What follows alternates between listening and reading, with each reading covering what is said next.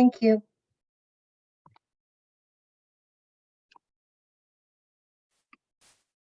So hey Amy, how are you today?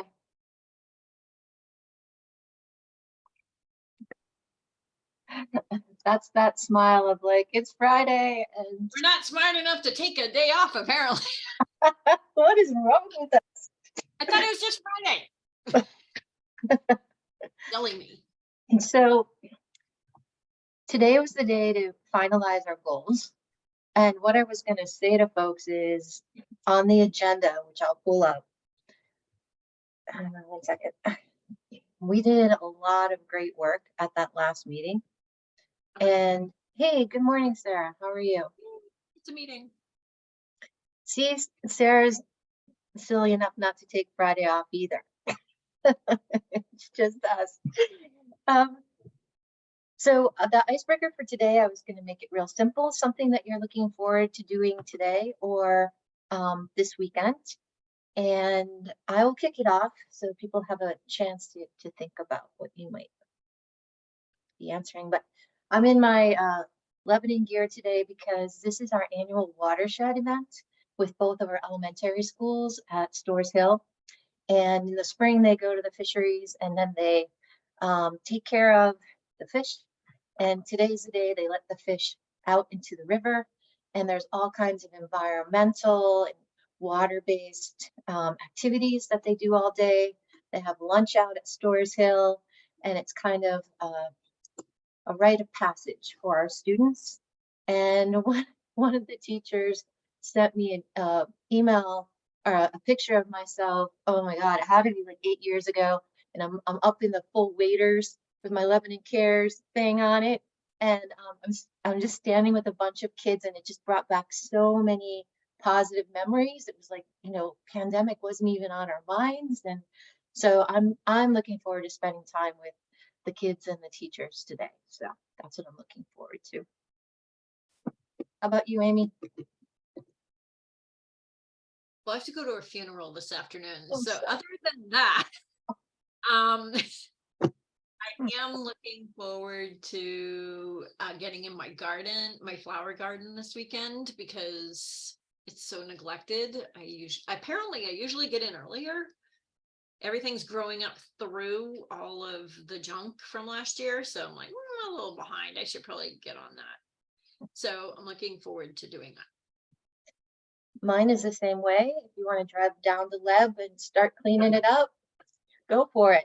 Because it's like, I didn't even have a chance to take out the old like yarrow stalks and the bee balm stalks and all of that. And it's not looking pretty. So maybe it's because we've just been working so hard together that our gardens just couldn't quite balance it all out. Hi, Sarah, how are you?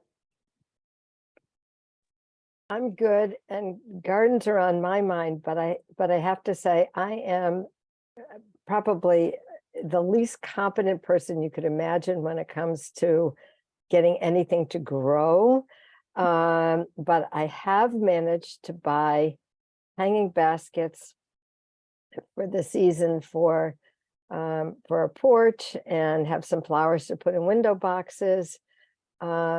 But most exciting of all, we moved to this house 2 years ago, and I finally figured out kind of like what's here, because the people who lived here before did a lot of gardening.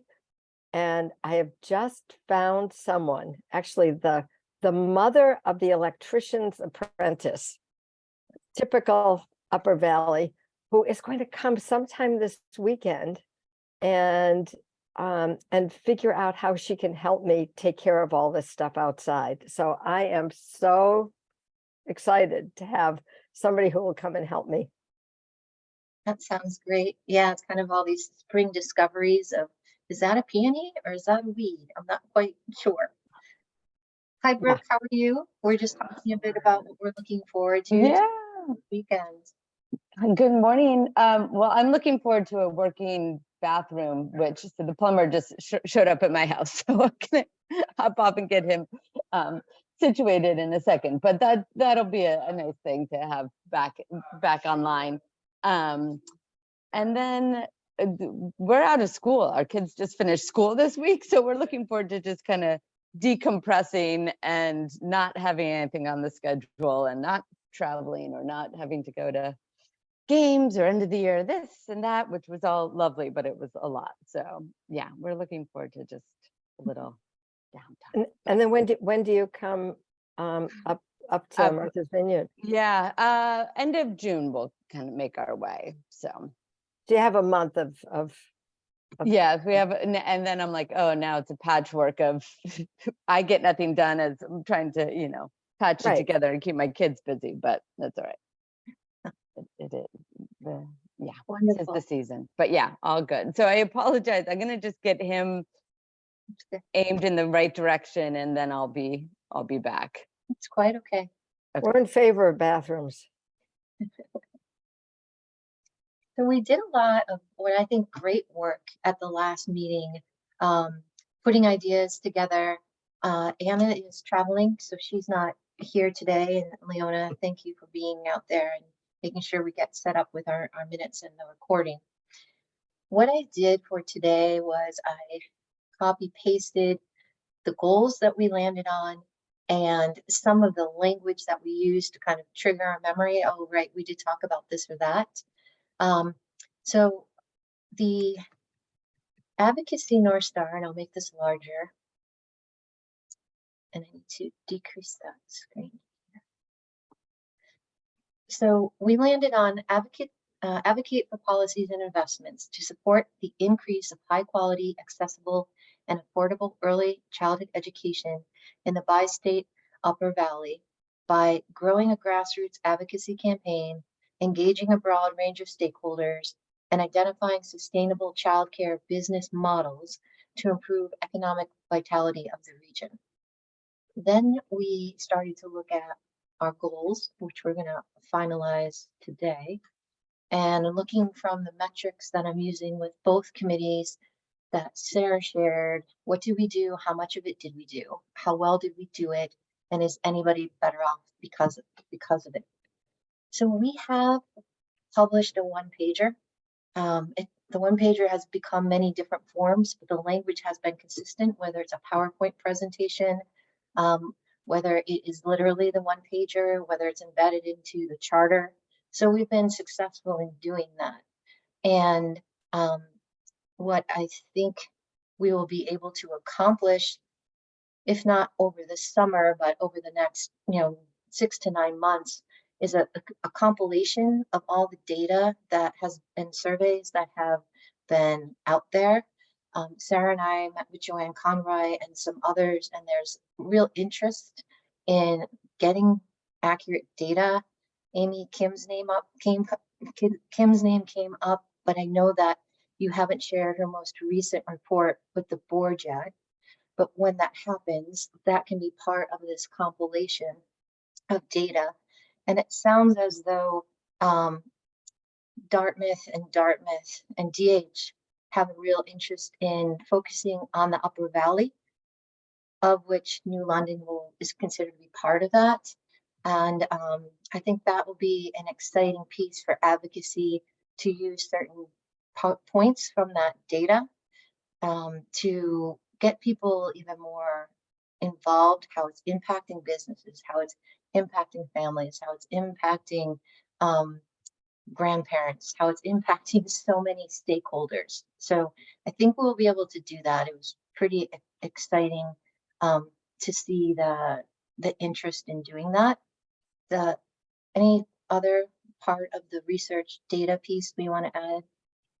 I just wanted to make 2 comments. One was a follow-up, and given who this group is, who's on the call at this point, you will all understand the pieces of this. I think I'd had a chance to talk at some length with Sarah Vecchiotti, the new executive director of the Couch Family Foundation, yesterday, and she is all over it on the research thing already. She sent out a big memo to Michael and Jesse last night about the things that she knew about putting together. I mean, she worked in the research domain before she came to Couch, and that was like 2 months ago. And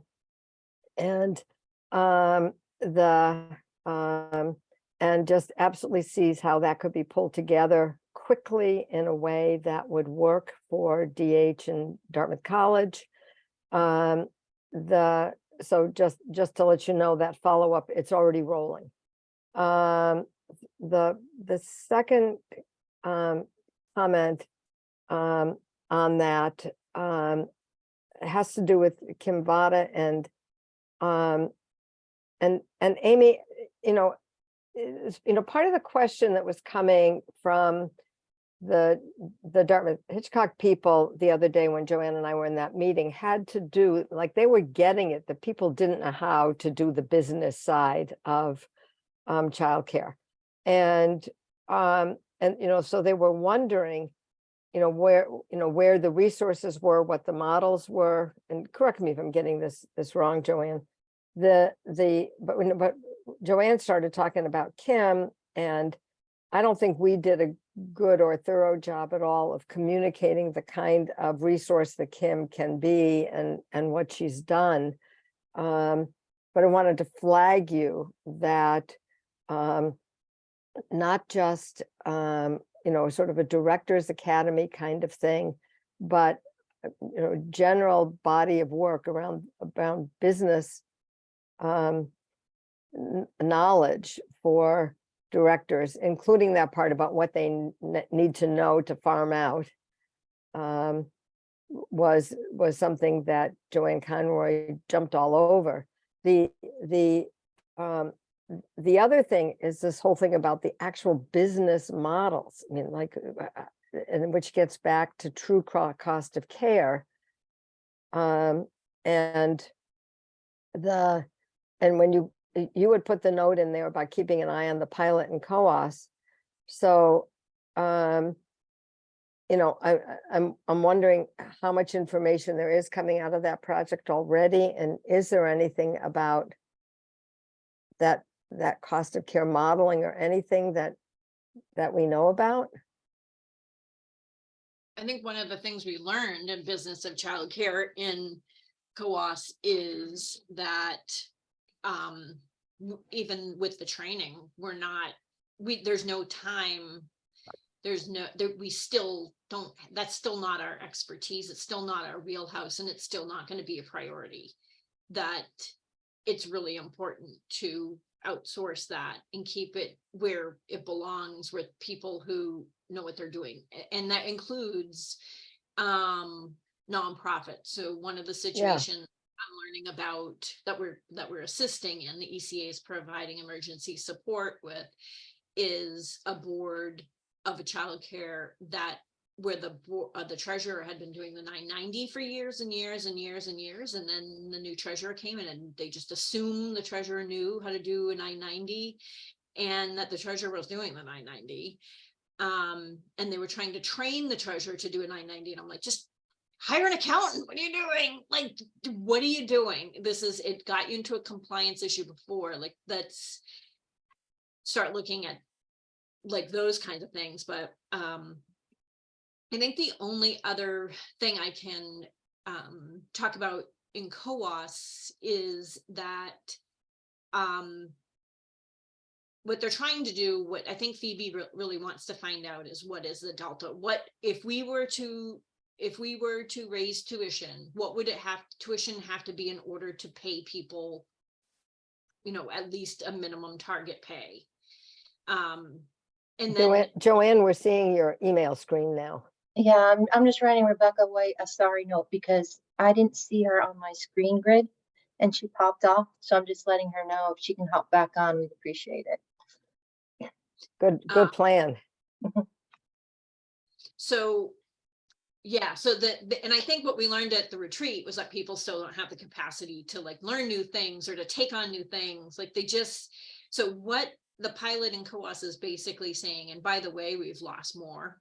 There's going to be like 3 nonprofits centers in COAS County, one in Gorham, one in Lancaster, and one in Fuller, and that's all that's going to be left. So what we're seeing, and I think all 3 are going to be in the pilot. We're going to find out what that cost is to raise tuition to the point where you can pay people. And the other thing Kim is finding out is that due to lack of collections, a small center, 40 grand from not collecting. So we're looking at the impact of enrollment-based billing. Kim really feels like there's going to be a huge impact with enrollment-based billing. The other thing is that everybody in the, by participating in this pilot, they have to go to through the FRC and apply for childcare assistance to see if they're denied. Like, that's how they're collecting the data of people's income. And because there's more people, there's more eligibility, the eligibility has been open and people still aren't taking advantage of it.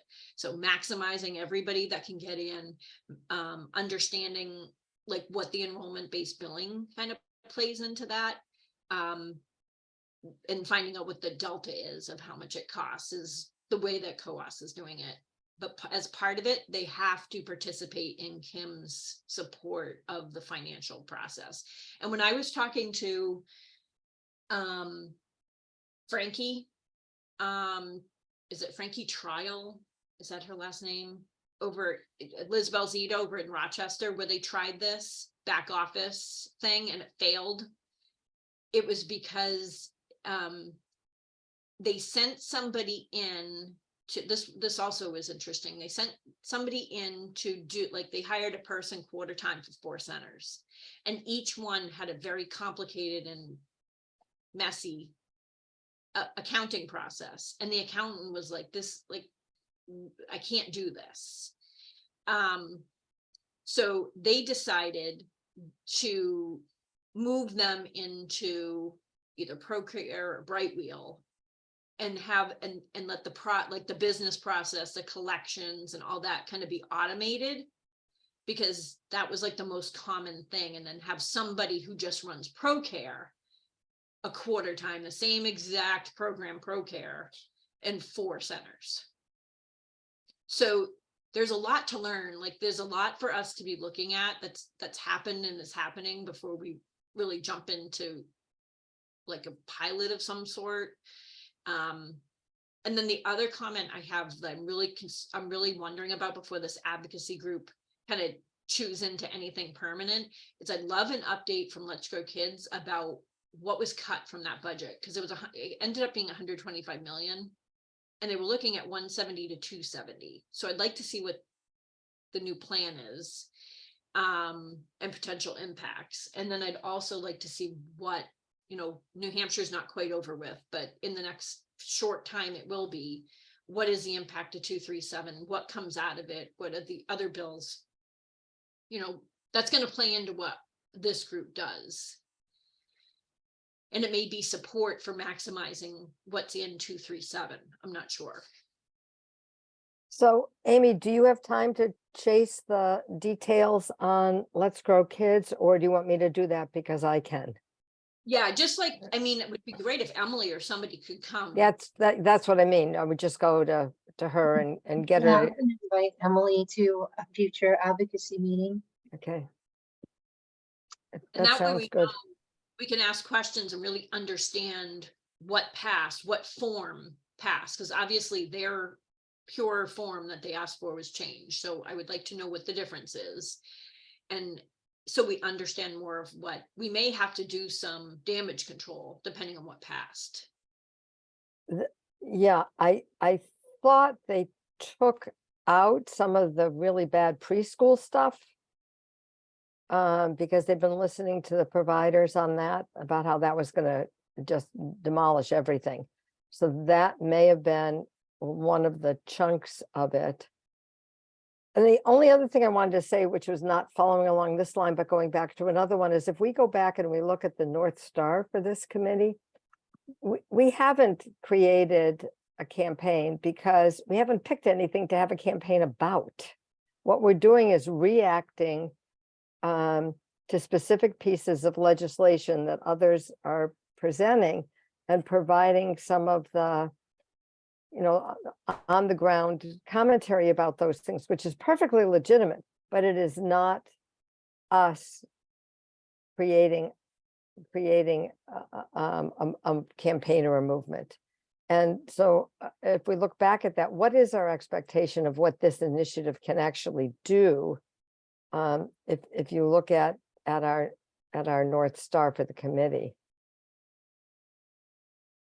I'm also wondering where the SWAT team, which committee for that, because Yeah, grassroots advocacy campaign about what? Yeah. So I don't think we've gotten there. And then, yeah, SWAT team, is that what? Is SWAT team about what, Amy? Anything that comes up from providers or well, parents or? everybody is in a financial mess.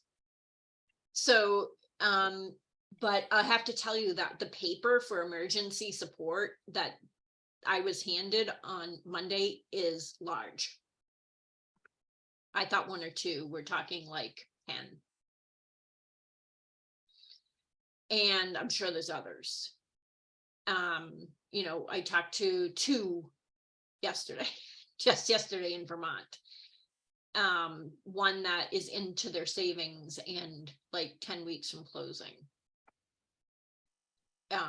Another, Tammy may have given the answer on Let's Grow Kids already in the chat. So preschool is out of the legislation. And part of the funding difference is they only approve subsidy for families earning up to 172K instead of 180K. The 180K line was the one that was going to cost 179 million, and 200K, I think, was the one that would cost 279 million. Those numbers were all dependent on what the subsidy cap level was. And so Tammy's saying they brought the subsidy cap level down. And that's what made the difference in a big difference in the amount of money. So it wasn't like they took anything out, it was that they changed the caps. I thought that's what it was, but I didn't want to say it because I wasn't sure. I just want to understand it more, like if Emily can come and like pick her brain a little bit so we really understand the pieces, what to expect. Yeah, and I think that's important. A little bit of rumbling that I've heard is that because so much investment went into this bill, and and Let's Grow Kids still didn't get everything that they wanted. They're talking about maybe going back for another bite of the apple, but in the meantime, other things got chopped out of the budget because they were trying to cut corners on things. For example, the Children's Integrated Services program, which is the thing that where the parent-child centers and the mental health centers work together, and health services, they have a terrible data system. And there was a proposal for less than $1 million in the budget to get them a new data system, and it got cut out because they were peeling out money from all kinds of things. So the children's services advocates around that are saying, like, there's got to be our turn sometime to get our systems to work better. So I mean, there's already some next step rumbling that I've already started to hear in Vermont. So it's And Matt Levin kind of leading that charge, or is that his group that's trying to elevate those other? Matt said that needs? was one of the one of the bullet points in their overall, one of their strands on their overall platform. Yeah. Got it. Yeah. And then the other thing is that the way that the funding through the payroll tax is set out for Senate Bill 56 in Vermont is 1-year funding. And there's no guarantee that they'll keep doing this. So that's what they've got to get locked in, is somehow get it codified. And then that's where members of the House are still saying they want to go back and do a different kind of taxation structure rather than payroll tax. So there's still lots, like, the conversation is not finished. So that circles back to my concern in New Hampshire with what's going on there. So I have to tell you that I lost my mind, and I just kind of popped the bubble in the Alliance meeting the other day to kind of see where people were.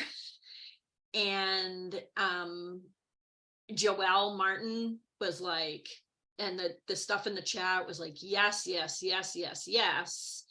So Sarah Fox said, well, we have to really see, like, is this something that we want, that the group wants to? Wait a minute, yes for what? Yeah. Yes, to be part of a coalition in New Hampshire to focus specifically on childcare advocacy.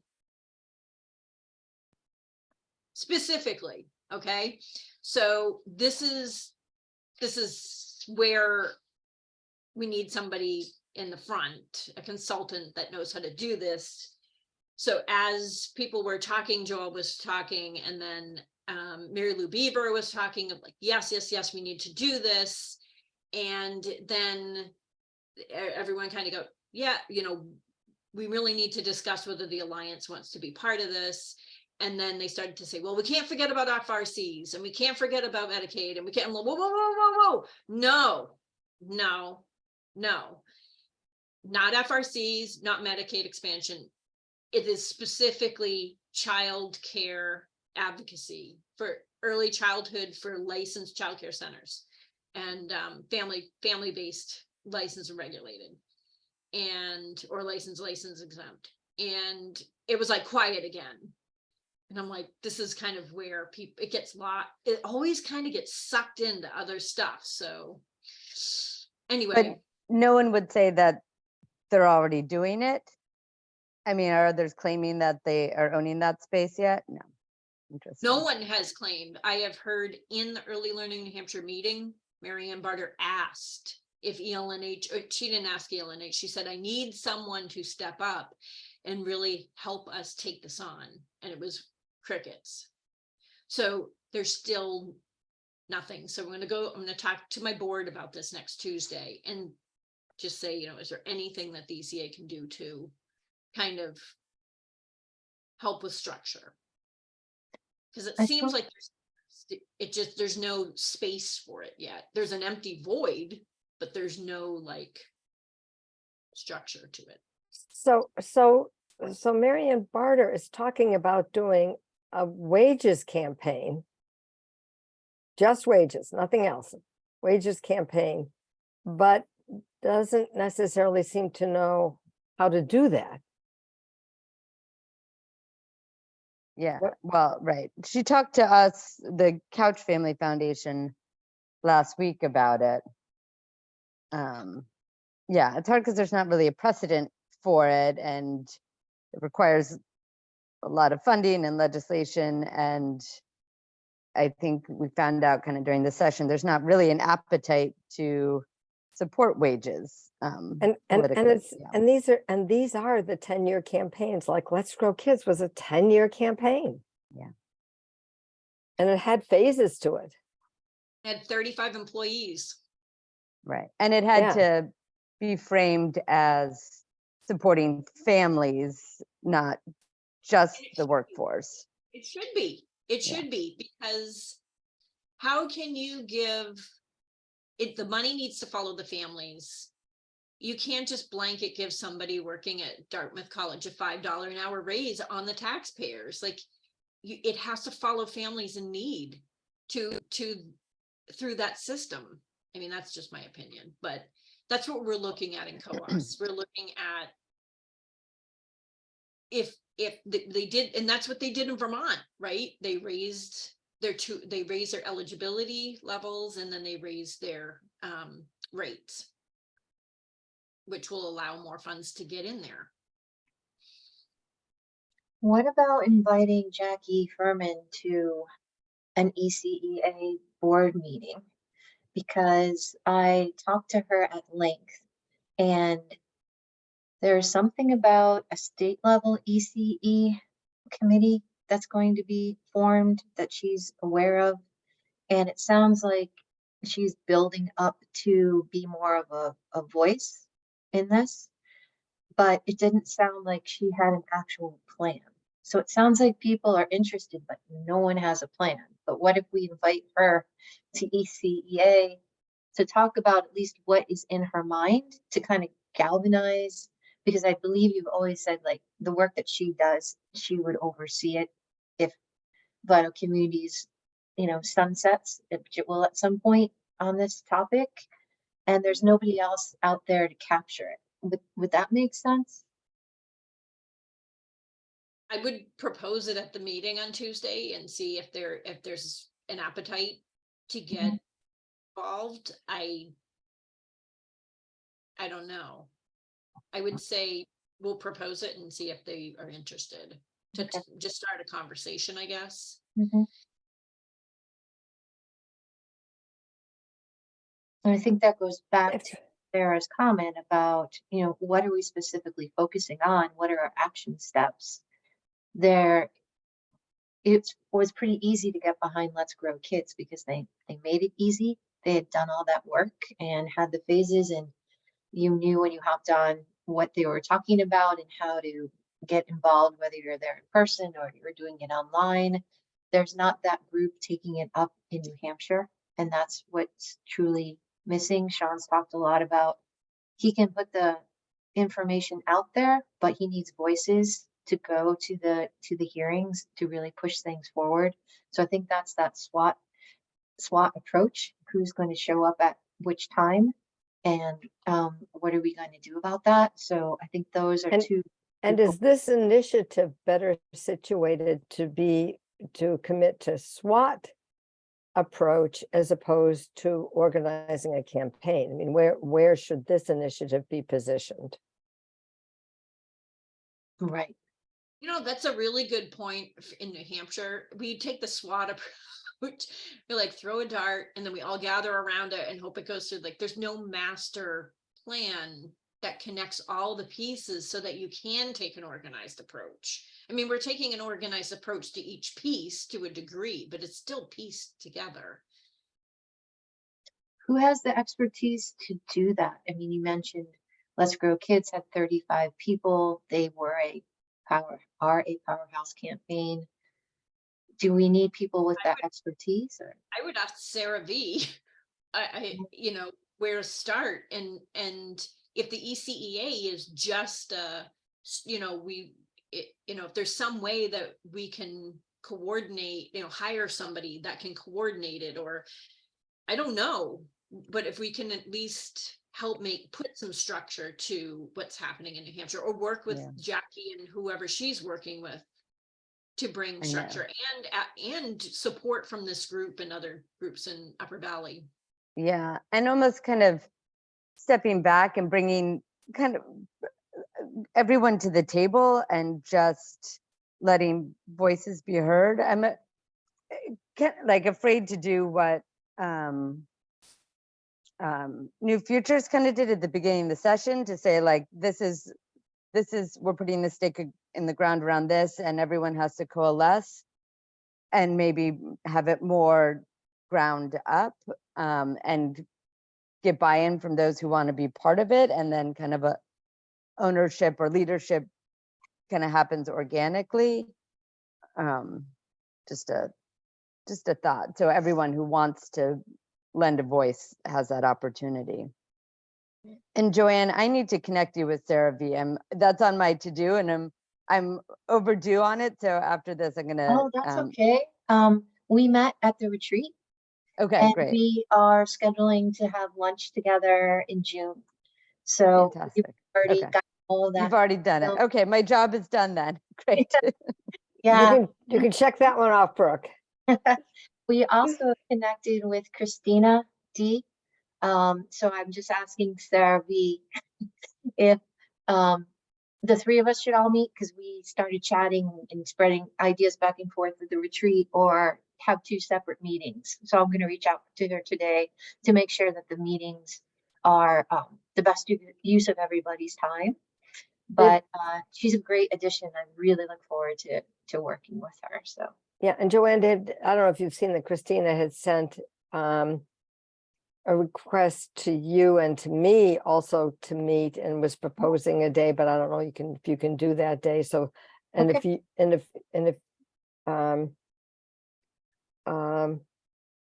Yeah, and I'm not sure why that was at Christina's proposal. Why why that configuration right now, what her agenda was specifically, but I don't Need- know. We didn't talk about specific. We Yeah. were brainstorming all of us together actually about how do you take forces and make sure that we were on top of things and being, and advocating and all in agreement that this is a tipping point and an opportunity. And so we were looking for another way to kind of wrap our brains around it is what we talked about at the retreat. okay. Hi, Mackenzie. How are you today? Good morning, everyone. Sorry for my habitual lateness, but I'm here. I'm excited to see you all today. Happy Friday. Happy Friday. And Tammy, I know you've already added to the chat, but we're glad you're here as well. And I'm hoping I'm not missing my screen is making me nutty. All right. So it sounds like, to summarize, our goals through the summer is to really define what our role is going to be in vital communities in regard to advocacy, whether we are connecting with a larger united group, whether that be kind of Jackie Furman, and contributing our voices to something that's already out there rather than creating our own campaign. So it's more of a slot. Using Sarah V's expertise to talk about how to get the different parts and pieces together and agreement on what key areas we all want to focus on. So it is that organic leadership that Brooke talked about. And so Mackenzie, is that in line with what you are seeing in New Hampshire as well?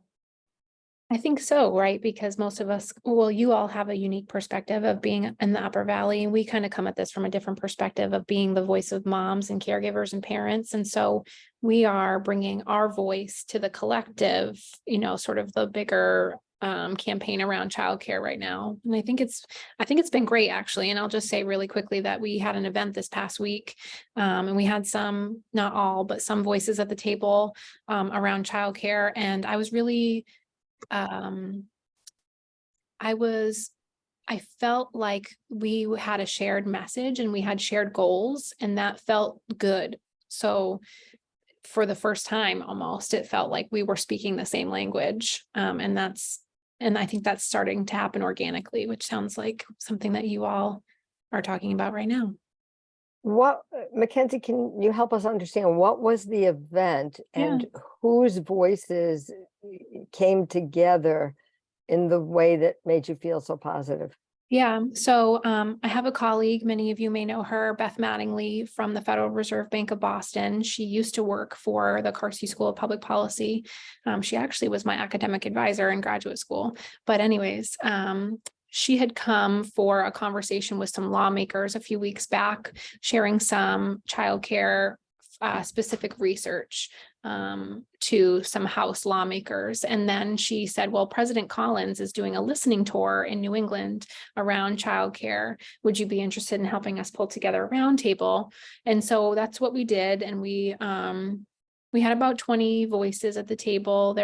We had a director from the Coos County Directors Network. Of course, it's hard to have all the voices in one room and to be totally inclusive of everyone. But so we had geographically diverse folks, moms, providers. We had advocates at the table, funders. Sarah V and Christina D'Alessandro were there. And the president of the Federal Reserve Bank of Boston, as well as some of her colleagues. And we held it in a closed classroom at a childcare center in Manchester. And the media was there. We had WMU. Strategic. Yes, exactly. I know, it was sort of like, sorry you have a closed classroom, but this is a great backdrop for our chat today. But WMUR came and the Concord Monitor was there, and we had a conversation about what are the specific challenges that childcare providers and families are facing in accessing care, and what are the strategies that we have implemented or deployed, or what we are deploying, and what are we still going to have to do. And just ideas. I think, the Federal Reserve Bank of Boston, I think I shared this with you all a couple of weeks ago, is interesting because they're quasi-governmental, meaning that they're a nonprofit, but some of their employees are federal employees. And they're confusing enough where they bring new interest to the table where there, I think, has been dying. Like, we have momentum, right? But it's getting to be, we're at the end of session, we're like kind of getting tired. And so I think it reinvigorated the conversation, and the folks who are around the table really shared, I think, a succinct and shared message that, like, yes, and we're doing all these great things through some of the legislation that we're trying to pass this year and the momentum and the education that we've done, but this isn't the panacea for all the issues that we're going to see. And this is going to take a really long time to figure out how to fix this. So, yeah. This is the kind of thing that Let's Grow Kids was doing 8 to 10 years ago. This is the beginning of a campaign. You know, and I'm sure this isn't news to you, but like Let's Grow Kids had $20 million to invest in the startup of that movement.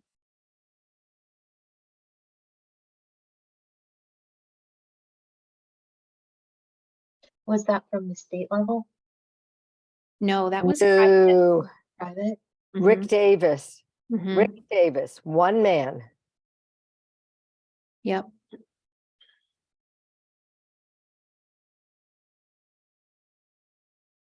He had we- been a philanthropist.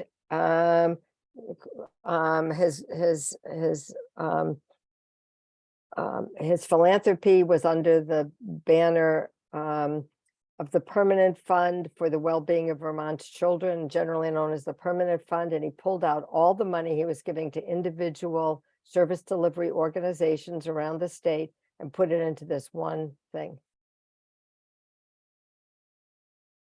And do we have a person like that in New Hampshire? No one that stepped up to the plate yet. Not so far, nope. And that's not the only way to do it, but that was Vermont's way to do it, given the scale of the state of Vermont. So Mackenzie, we were talking a little bit earlier about if this group should be the developers or of a campaign, or more so a part of the influencers in a current campaign that's going. We talked with Jackie Furman a bit. I know that she's getting things together. You see a different landscape, and I was just wondering what your thoughts are about that. Yeah. I think there is value in this sort of shared work right now, but being explicit and intentional about bringing your unique lens, right? Because that there is a unique lens to the Upper Valley work. And I'll share that, like, being someone who my lane is parents, caregivers, bringing those voices to the table. It is, I have to be very intentional about making sure that that lane is a part of the work that's happening around the shared, like, coalition, the whatever campaign you want to call it, campaign for childcare. I think there's a built out space there for you. And I think it makes sense for you to be a part of it, but also knowing that you're working in local policy change as well.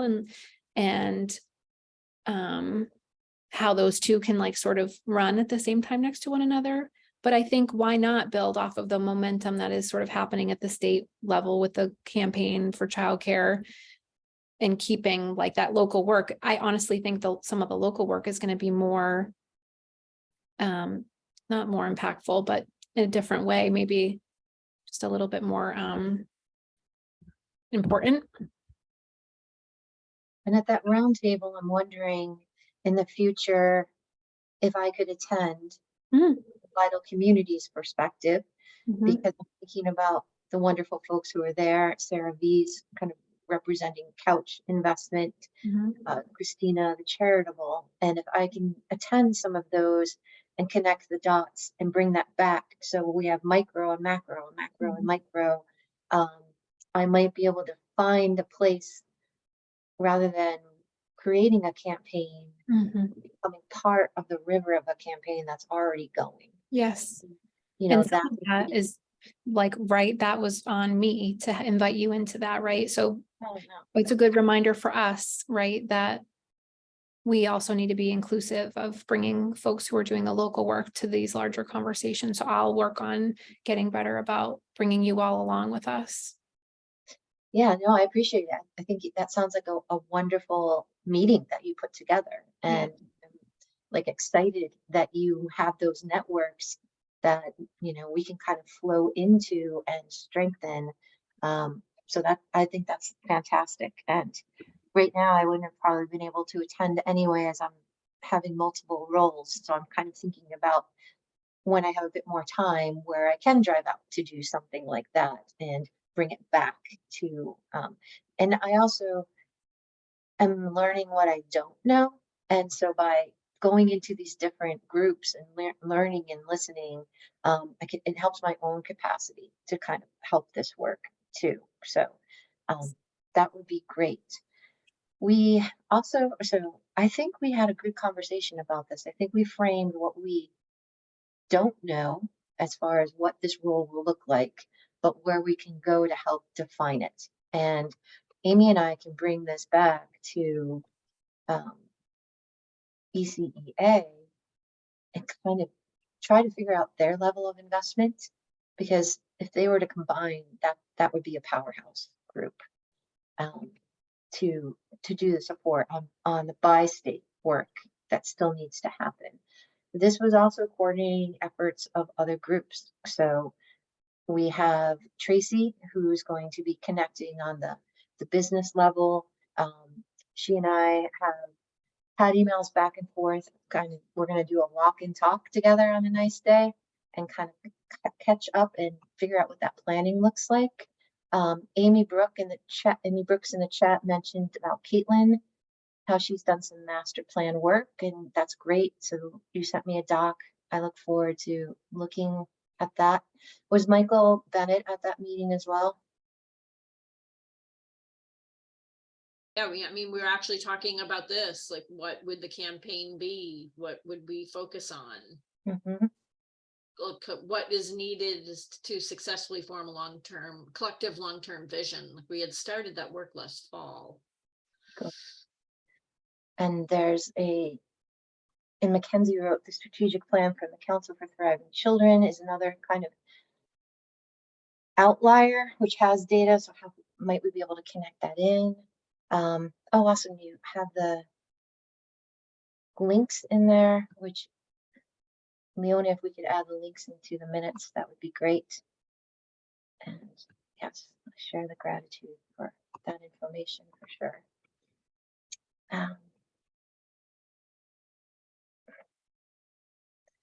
Amy, I wanted to go back to the key 5 areas of the retreat, that the goals that came out of, because that group was defining for us the areas where they need the most support and what they want to focus on.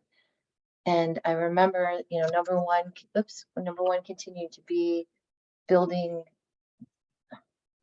Not very good with the tech today, so I'm not going to worry about numbers. Building workforce and adding to it. And then there was the conversation about what is the term where the children are able to go for free into the centers? I think the next one was the ECE career mapping. Okay. They wanted to see how careers and ECE kind of start and can go beyond just working in the center. Categorical eligibility. That's it. Which actually Joe Kenny was okay with. Okay, and then would you put parentheses after that? Categorical eligibility doesn't tell anybody who is new to the language that it's the category is children of employees. That's the category. So categorical eligibility, children of employees. Thank you. Childcare centers, yeah.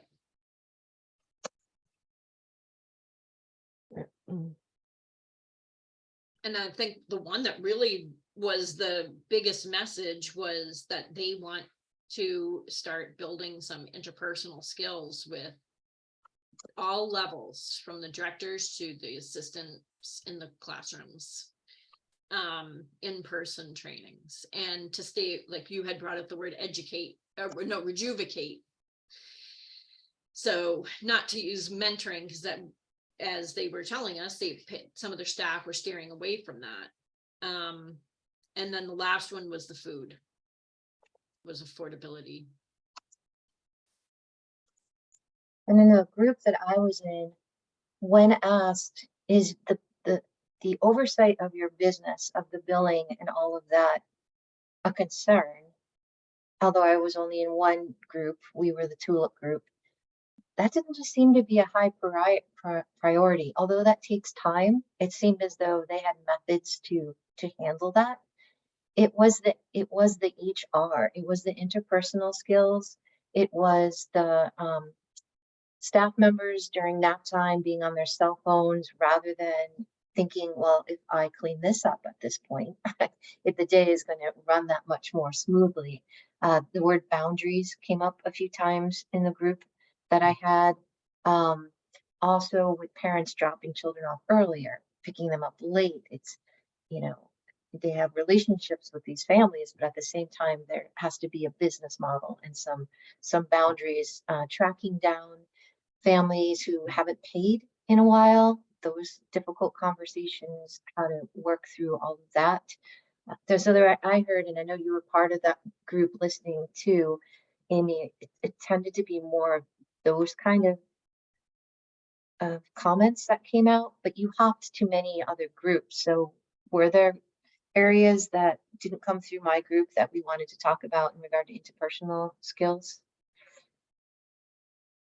I think that the business piece still did come up in some of the other groups, and the HR piece absolutely came up. It seemed to be everywhere. And I thought that the business piece came up, but there was almost a sense of futility about it. It was just, it was different in every setting, and it was still overwhelming in general. So it was harder to talk about that, whereas they had lots of specific examples that flowed easily back and forth. The interpersonal ones, everybody had some version of the same set of experiences. So I thought that was easier for them to talk about right at that time.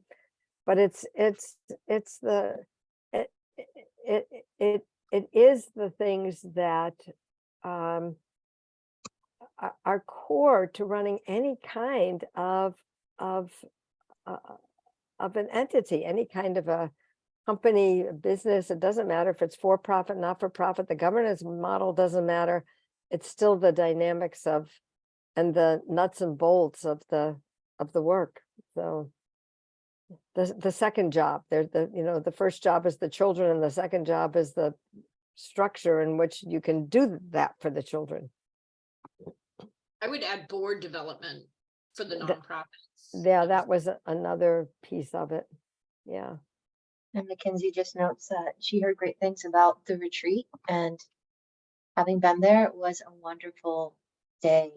Amy and her team just were very thoughtful about the entire approach and had a great balance and allowed for a lot of dialogue and conversations. And I would also say networking for me was so nice. I think everyone left feeling supported and heard, and kind of that rejuvenation feeling. I thought, Amy, you guys just did an exemplary job. It was so well done. So I would agree with that. The food affordability is something that Rebecca White, and I did write her that note. I didn't know if she had to hop off or whatever, but and Anna are looking at, and Anna has already met with the Vital Communities group that was focusing on food scarcity. So Anna's going to be that link for us with that work.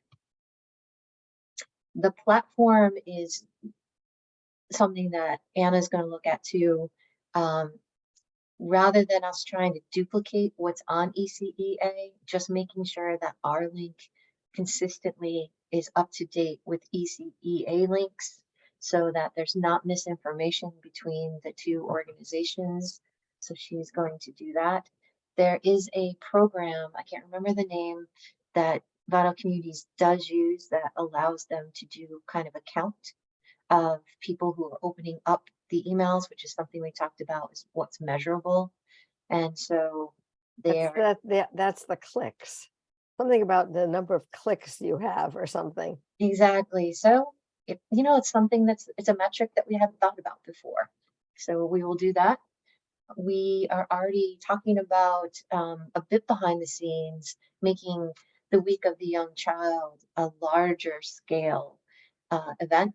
And I mentioned that to Jackie Furman, and she was completely on board with that.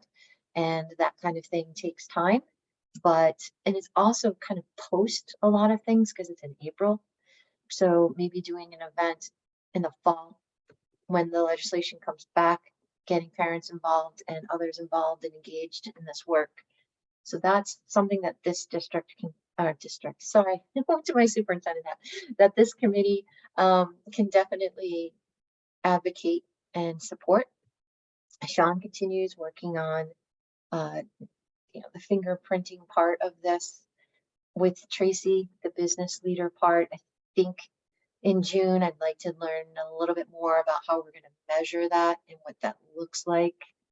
We talked today about upcoming legislation and action steps. And then some of the other goals we talked about, we weren't sure where they lived, but clarifying our asks and our mission will help with guiding this work. And I think we touched a bit on that. Are we a campaign, or are we going to fall in with some larger campaign, and what would our role be from vital communities with that? Anna talked about the food scarcity, which was something that a lot of the providers were very interested in. And then Rebecca will bring the perspective of the rewriting farm bill, which will be excellent to have that on our radar. Any other thoughts or ideas about goals for this work group? One of, I don't know how to word this, but I'm sort of standing back and trying to observe what is happening.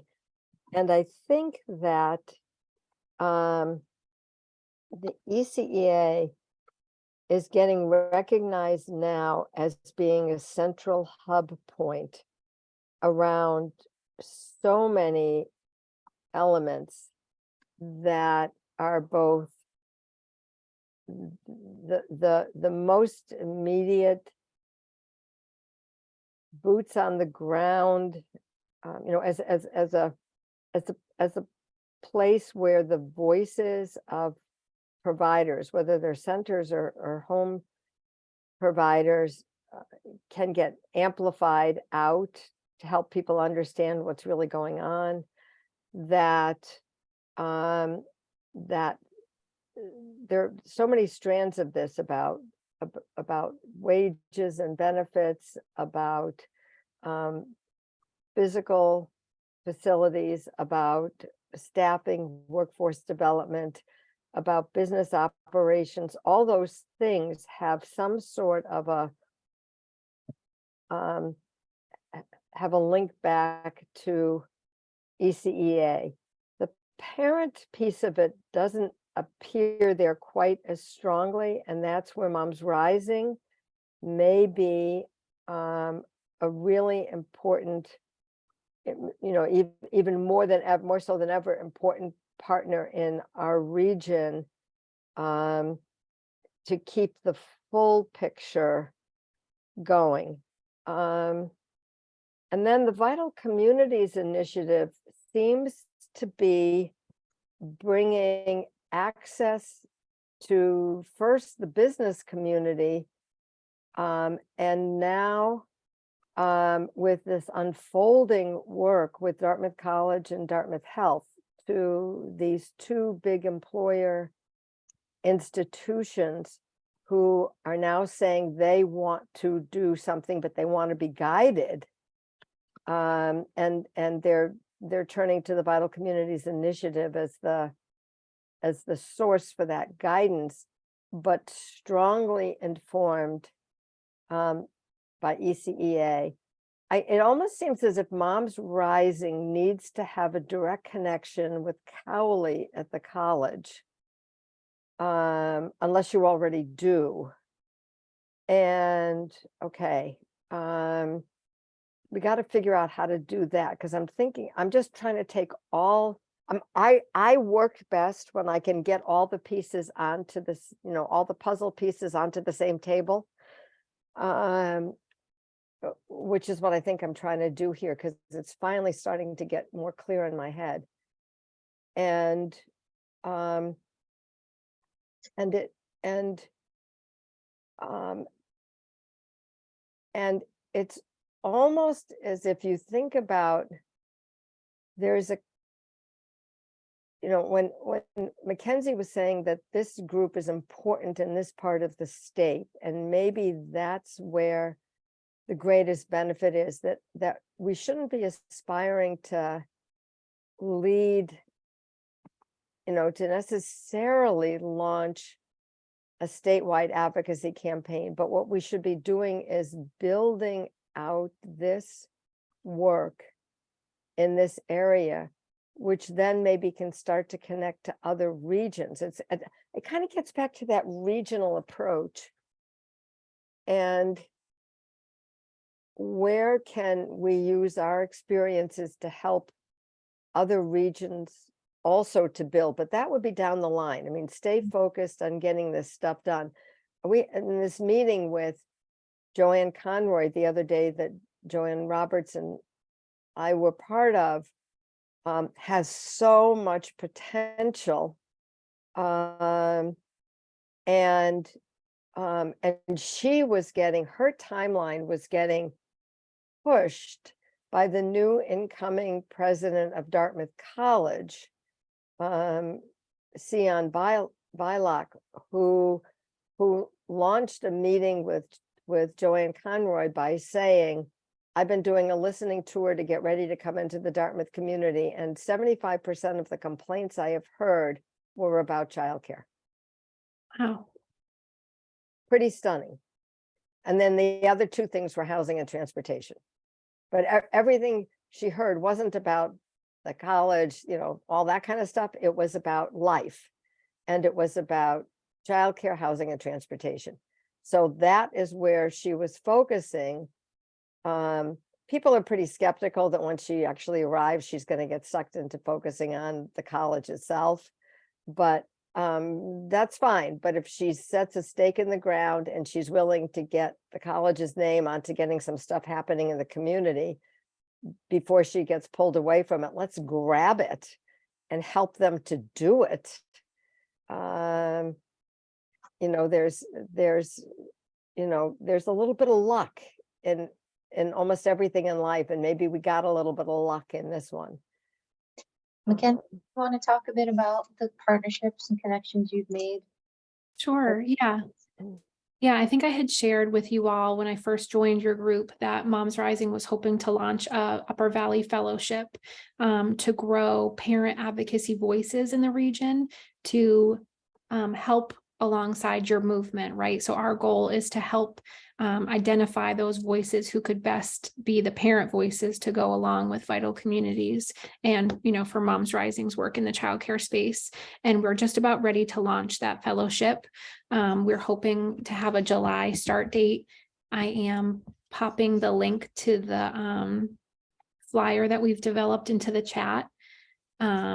Internally, I'm happy to share that this fellowship is paid. We don't advertise that it's paid, but it's a paid fellowship, a 10-month-long program to help parents learn how to use their voice and the different ways that they can use their voice and figure out what issues really matter to them. And so I'd love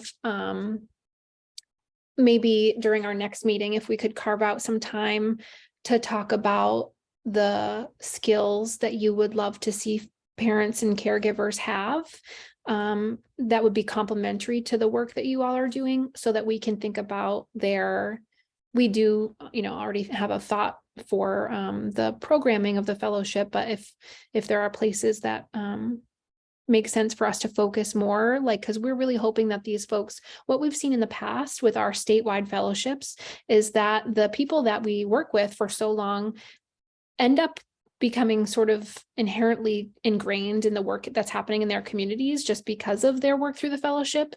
And so we've seen these people kind of become hubs for other parents who want to be informed, and then they start to bring people in. So it's a really great way to just start creating this network of engaged and informed parents. So I'd love to have you all, your feedback around, what skills would be complementary, what you see as the need, where you want to amplify voices, and in what ways. And yeah, that's all I have for now, but. Do you know if Nancy has reached back out to me to use the essay auditorium as a landing place? Because I haven't heard back in a couple weeks, and Yep. I only have a couple weeks left, so I want to do that if I can. Yes. I think I'll follow up with you after we get off today. And I apologize. Nancy and I were in New Orleans for a week, and then we were in Washington, D.C. for a week. So we're both kind of feeling like zombies right now, but we will, I'll follow up with you and we can chat about that. Okay. And kind of alongside that too, is that we're going to be, and I'd love to chat more about this with your group, is that we're going to film, or rather we're going to screen.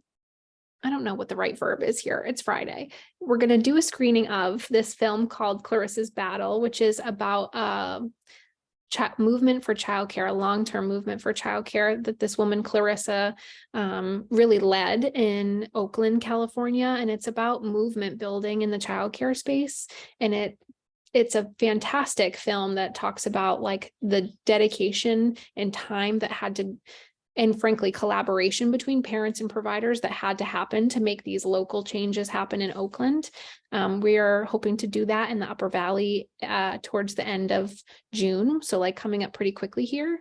And I'd love again to chat with you all about like where,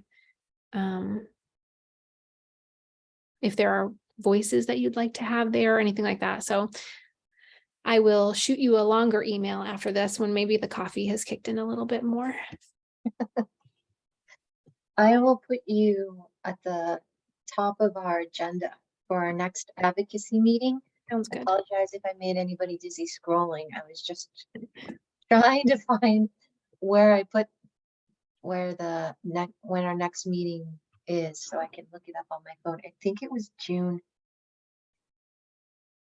6th or 9th. It's 2 I weeks. think the 9th is ringing familiar to me. Let me see here.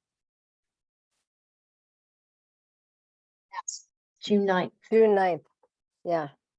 And I will make sure to add the work of Moms Rising. I would love to, have an update. I would love to open any doors that I can.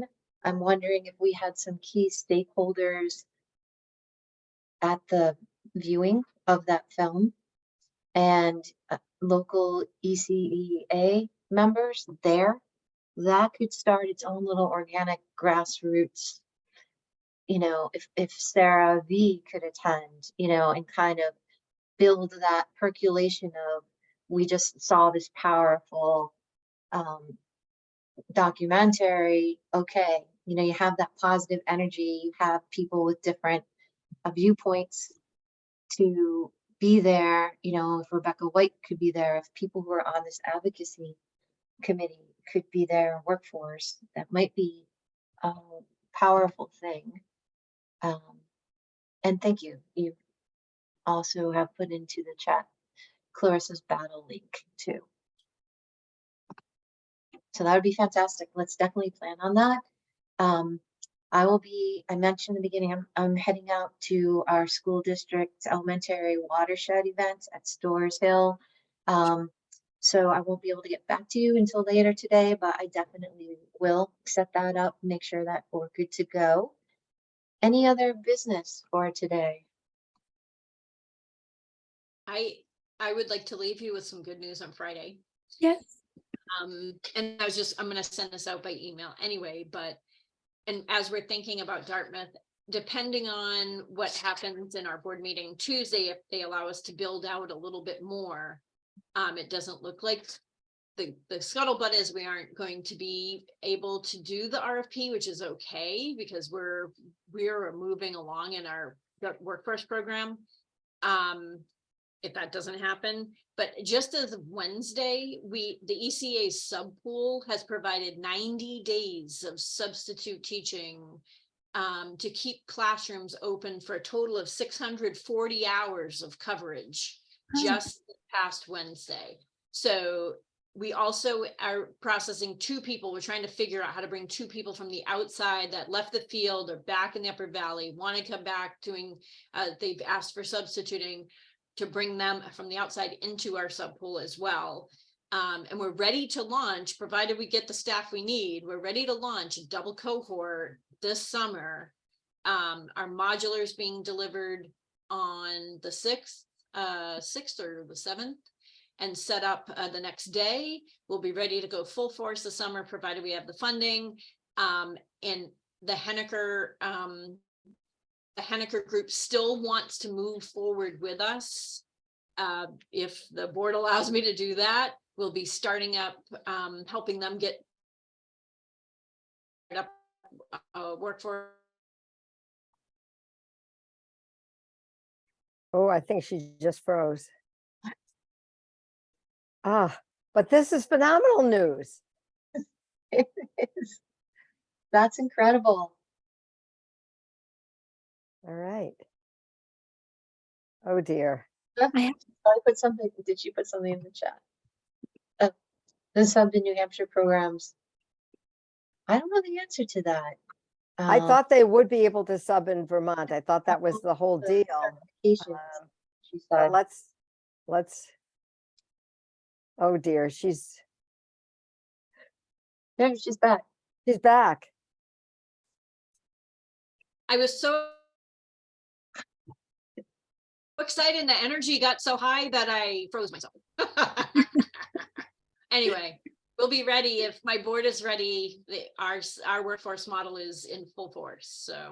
So Amy, Tammy's question is, has the sub pool only subbed in New Hampshire programs, and will they be able to sub in Vermont? So we are, they're okay. They're subbing in Vermont. They're being released actually for employment next week. They've completed the program. So some of them are interviewing, some are staying in the sub pool, and we are just starting to bring in family childcare. Yeah, we have one center that has used all of their sub credits up. Well, that's good that they have. So they're gonna have to start paying us. Well, that is fantastic news. Congratulations. Thank you for all of your hard work. Wonderful. I can share a state legislative update if you all are interested, unless that's happened already. Oh, please. Oh, sure. So, and Amy, I might have you fill in the blanks if I miss anything, but just want to let you all know that so where we are in the state legislative process is sort of in final budget negotiations, and all of the provisions of Senate Bill 237, which is the larger childcare omnibus bill that we've been working towards this session, have been included in the Senate's version of the budget. With the additional recently, the Senate also included $15 million for childcare workforce funding, which is in addition to what we've asked for. So that is a huge historic win and just a huge testament to the voices in the space who have been saying, like, providers really need help. Now, I don't know how far $15 million will go, and it's definitely not a sure thing yet. The full Senate still needs to vote on the budget by the end of next week. And then we are in this period of whether the House will concur with the budget or if they'll take it to committee of conference, which means that they don't agree with what's in the Senate budget. And then they'll need to kind of make up the difference or, work through some things. And if that's the case, I would be worried about that $15 million staying in, but there's that. And also they funded no cost shares for families who utilize the scholarship who are below 100% of federal poverty level, which is in addition to the work that's happened for SB 237. So all really good things there. We definitely don't want to count our chickens yet, for lack of a better metaphor at this moment, but good things are happening. And I know that Jen Leger's Senate Bill 170, which allows family child care centers to operate in offsite settings is also moving forward and looking all positive things there. So that's happening as well. Yeah, I think that's the most recent update I have for you all, but it's exciting. And the $15 million for the childcare workforce is huge and just something to celebrate again on this Friday. Thank you. That was so helpful. I wasn't aware of SB 170, so I'll have to look into that one a bit more. And they haven't created their calendar yet, right? For us to know when the hearings are going to be. That would be over the next month or so. Or the budget. Yeah, to be able to weigh in on any of this. So I would say actually, so I'm not the best with timelines, but I'll say that actually reaching out now would not be a terrible thing, because they have until June 8th to take action on the budget. So that's only another week or so. And who would we be focusing on to reach out to? So right now, without knowing whether the House is going to concur with the budget, I would say your senator is the best person to reach out to. While we get towards the end of next week, when we get a sense from the House. So a couple of things are at play here, and this is where it's like helpful to know someone, which I'm still getting into that part of my role, but there's a couple things at play. The House only has about another 2 weeks after that deadline to make a decision about whether they're going to work on it or not. And I know that there are players in the space who want to be done. So there's that kind of pushing them to concur with what's in the Senate budget so that they can just be done. Now, if they go in a committee of conference, they have about a month to work in committee of conference. And so towards the end of next week, we'll have a better sense of whether they're going to concur with the budget or not. And we'll know like what is the best plan of action for if at that point we start to hear they're not going to concur and that $15 million is definitely going to be a sore thumb to them. We'll need to shift our tactics to moving towards the members of House Finance. Okay. But happy to keep you up to date. I will put a reminder. I'm wondering, will Jillian, New Hampshire New Futures be sending out, do you know, their kind of banner emails saying, yeah, how to reach out to your senators? Here's a letter that's pre-made that we can push out through our listserv, and Amy can let the New Hampshire side folks in the profession know that their voices are really important at this time. Yeah. I don't know if New Futures will do that, but I do know a couple things. There's 2 things that I know about that are happening that are good for you to know. On June 15th, the childcare campaign community, we don't have a good name for ourselves like you all do, so sorry for that, is going to be in the morning. I don't know if you all have seen or if you were a part of it, but they asked folks to their centers to color those support childcare covering pages. And they're doing an art installation in Eagle Square, which is this little area in Concord that legislators have to walk through to get from the parking garage to the State House. They're doing an art installation of those posters that they got back from childcare centers, and they're plastering them all over the brick, like humongous posters. It's going to look fantastic. So they're doing that. And on the 15th is when we think the vote will be. So that's the week after the June 8th, the full Senate will vote on the budget. They are going to do a coffee, we'll buy your coffee in the morning. You can see the art installation as you walk through to the State House. That's also the day that the legislators do their class photo on the State House steps. So it's like a good moment to interact with them. So there's that. And then in the afternoon, they're going to do a celebration for families and childcare providers at White Park in Concord from 4 to 7 p.m. And again, it'll be like lawmakers, families, providers, and it's really just a celebration, regardless of what happens that day with the budget, of like our collective work on not only childcare, but also some maternal health and system of care, Medicaid expansion, that kind of thing. And if you don't have an email about that yet, let me know, and I'm happy to forward something along. And I know that Early Learning New Hampshire separately is also working on a video montage to talk about the $15 million and the childcare advocacy work. And they've asked some folks to very quickly put together a thank you to providers, like a hold on, we're still fighting for you message. And Early Learning is really leading that work. So I'm happy to pass some of that along as well. I would love to have that information. Sure. And that's exactly the kind of information that we value so much. So thank you. Sure. Because these are the kind of events that we want to show up at. And we want to be able to hand out those one pagers and talk with people. And it's exactly what we were hoping to do with this work group. So that's awesome. Thank you so much. I hope I remembered everything. Yeah. That- I'll pass along what I have though. And no, that's great.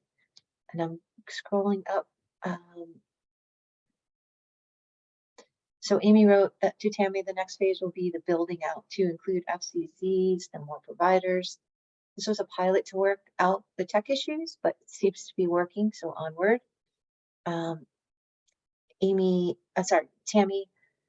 connected to this, and she's going to help to get the word out, which will be really helpful. KT's going to connect. And then Sarah K. I've not forgotten the memo to Sarah Jackson about our meeting. Part of the mapping of the work is to help me explain, how the various roles fits in as part of that. And I'm wondering, one of the advocacy goals would be for us to name all the different organizations and groups that are doing advocacy work and can somehow VITA communities do that mapping exercise for advocacy and figure out where our role is and where the best, there's going to be the most bang for the buck for this work group. It doesn't sound as though creating our own campaign makes a lot of sense when all of these things are happening. More so, where can we fit in to support it? I think would be really helpful. If there is a list out there, that would be great. Oh, and Amy said already there. Perfect. I will look at that. That is awesome. Anything else today? Just want to make sure I see everybody. All right. A lot of productive conversations today, a lot to celebrate, which is fantastic. I hope you all have a wonderful long weekend, and I will see you soon. Have fun with the water and the children. I can't. Have a good weekend, everyone. Bye-bye. Take care.